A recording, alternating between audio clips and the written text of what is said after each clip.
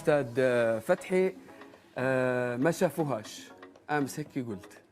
طبيعة امبارح قلتها في اخر الحصه. ايه ان شاء الله غدوه سانتوس مدرب برتغال يقول ما شفناهاش، ما شافوهاش المغرب جايه، ما شافوهاش المغرب زاحفه، ما شافوهاش المغرب متألقه، لانهم يحقروا، لانهم يعتبروا انه كما قال صديقي الكبير والعزيز جيانيني، هذا متاع مقابله الاولى وثانيه من بعد تتصفى يقعدوا الكبار.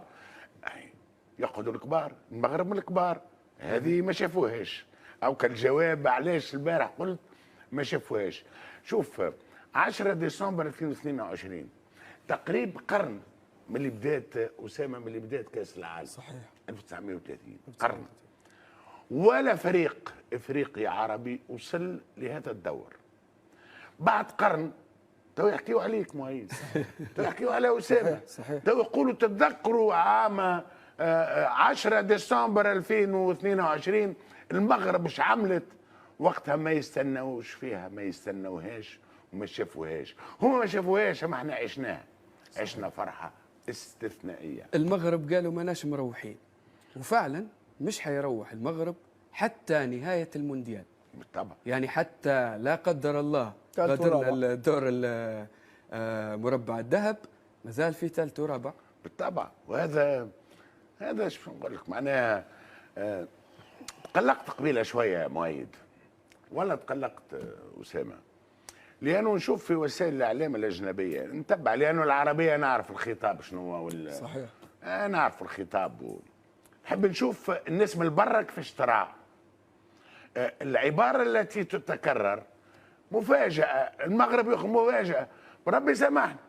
النهار الاول مفاجاه، ثاني مفاجاه، ثالث مفاجاه، احنا في الخامس راه 5 مفاجآت تولي برشا. وتعرفش علاش يقولوا مفاجاه؟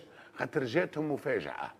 هاوك علاش يقولوا مفاجاه. ان شاء الله في مفاجاه سادسه زي ما يقولوا. كابتن اسامه ماناش مروحين، والباين ان اخوتنا المغاربه قاعدين في قطر. هذا المصطلح وهذه العباره مفاجاه، امر مستغرب. اعطيني المسارات كيف يقيمها نجم كره القدم الليبيه اسامه الفزاني منتخب المغرب. شوف، أول شيء اللي دارته المغرب طبعا صنعة التاريخ، وهذا ليس بمفاجأة. أنت لما فريق يلعب في دور المجموعات لفرق قوية، يعني كانت المنتخبات جلها قوية بداية، أنت لما تشوف تتعادل مع كرواتيا وتفوز على اسبانيا، وكذلك تفوز على البرتغال وتربح كندا، يعني صراحة المسار ماهوش مفاجأة. وبعدين والدليل أن هدف واحد في ال5 مباريات، والهدف عكسي من المدافع أكراد، يعني اللي دخل في ياسين بونو. يعني المغرب صراحة قدمت نموذج لكل فريق ان كرة القدم الطموح، والطموح ليس مستحيل، وهذا ما قدمته المغرب اليوم، واعطى الدرس لكل الفرق ان هي ضروري تآمن بحظوظها.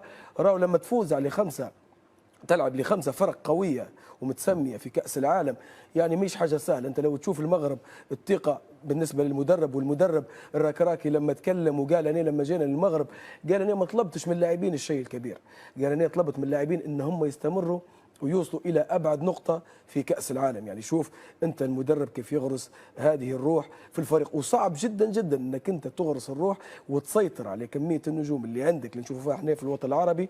وبالنسبه للمجتمعات الثانيه ان هي مفاجاه، احنا ما نشوفوش فيها مفاجاه، نشوفوا ان المغرب قدم اللي عليه، ويستاهلوا اسود الاطلس، تستاهل المغرب ويستاهل الوطن العربي، ومن حقنا نفرحوا، وان شاء الله نشوف المغرب يتوج بكاس العالم ان شاء الله، وثالث ورابع هو تاج على رؤوسنا. ان شاء الله ان شاء الله تستمر هذه الفرحه.